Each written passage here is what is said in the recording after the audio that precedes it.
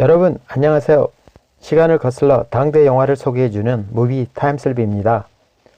오래된 명작 영화들을 소개해드리며 이미 보신 분들께는 그 당시의 향수를 음미할 수 있고 아직 못 보신 분들께는 당시의 생활문화를 알 수 있는 과거로의 타임슬립, 영화를 통한 세대 간의 교감, 흘러간 영화 속의 즐거움을 드리는 무비 타임슬립입니다.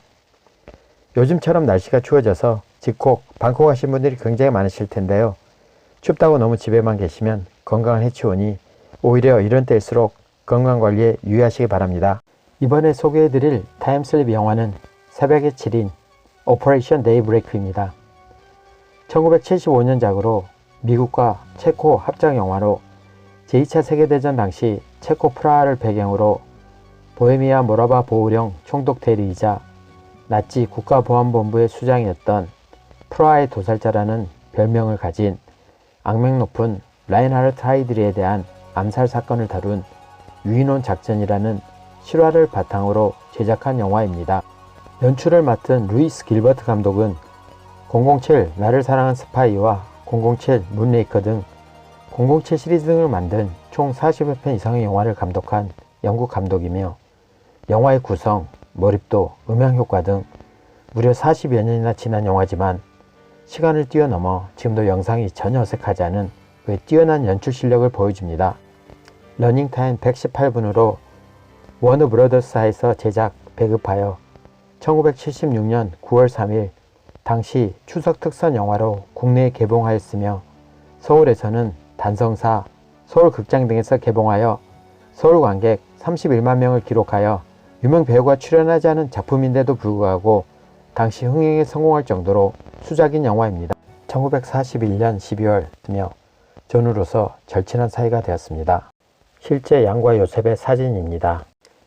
1938년에 나치의 나라를 빼앗기고 영국의 임시정부를 세운 체코 망명정부와 영국군 특수작전 집행부 SOE가 1941년 나치 사령관 라인하르트 하이드리히를 암살하고자 유인원 작전 오퍼레이션 애트프로이드를 계획합니다.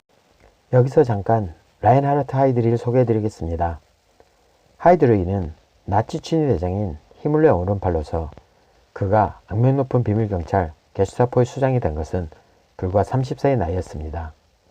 게슈타포는 히틀러 및 나치 지도부의 의지를 수행하는 초법적으로 행동하는 것으로 간주되었으며 나치에 반대하는 사람들은 체포, 구금되거나 강제 노동 수용소로 보내지거나 또는 살해당했습니다. 이로 인해 수천 명의 지식인, 학자들이 사라지게 됩니다.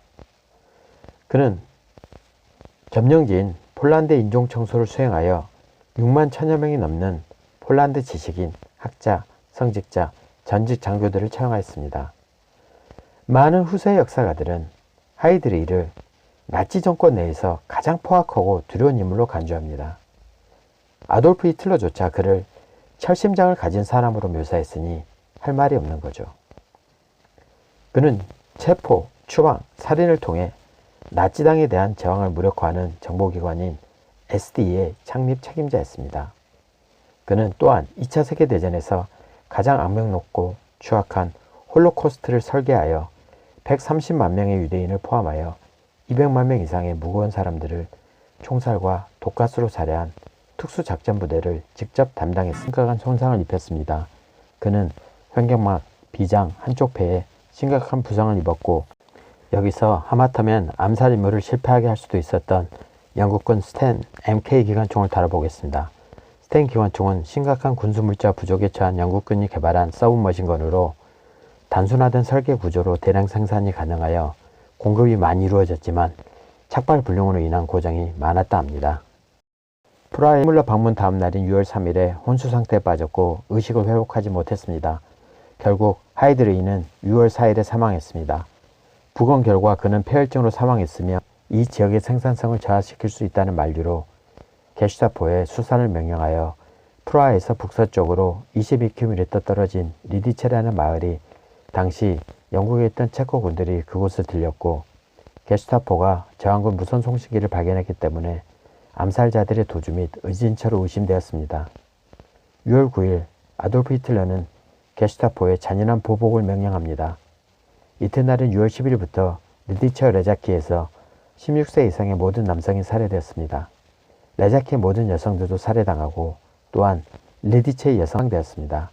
이 4명은 임산부로서 그들은 하이드리가 사망한 같은 병원에서 강제의 낙태를 당했고 그 후 수용소로 보내졌습니다.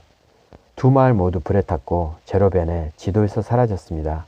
이때 희생자가 1300명 이상이었습니다. 또한 히틀러는 암살자들을 죽이지 말고 생포해서 산채로 잡아오라는 명령을 내리고 100만 마르크의 현상금을 내걸어 실제로는 상황을 짐작한 마리 숙모는 화장실로 가서 독약을 먹고 자살하고 아들 아타는 게슈타포 끌려가 모진 고문을 당해도 마지막 안가의 위치를 발설하지 않았는데 게슈타포가 들고 온 양동이에 담긴 어머니의 잘린 머리를 보고 마음이 흔들려 자백하게 됩니다. 사후에 마리 생포를 위해 급수관을 이용하여 지하실에 물을 붓습니다. 6월이지만 차가운 소방수로 인해 그들의 짧지만 거룩한 삶을 마감합니다. 이 라스트 씬은 가슴이 미어지도록 슬픈 장면이어서 비장한 데이비드 henkel의 배경음악과 함께 손꼽히는 라스트 씬 중의 하나입니다. 영화가 끝나고 엔딩 장면에 실존 인물들의 사건 이유에 대한 설명이 간단하게 언급되는데 가슴이 먹먹해지는군요.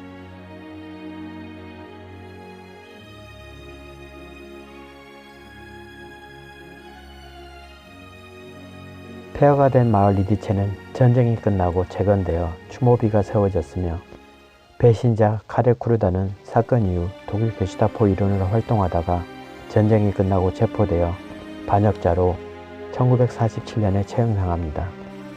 하이드리의 죽음 이후 나치는 사법 절차나 구실 없이 무고한 사람들을 체포하여 대량 살상을 위해 최초로 세계 홀로코스트 죽음의 수용소가 건설 및 운영되었습니다.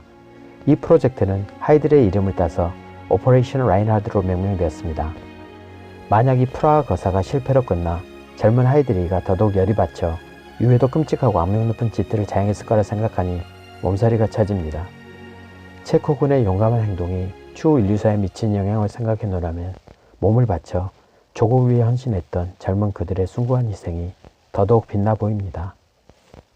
무비타임 슬립 새벽의 7인편을 끝냅니다. 다음 편도 기대해 주세요. 감사합니다.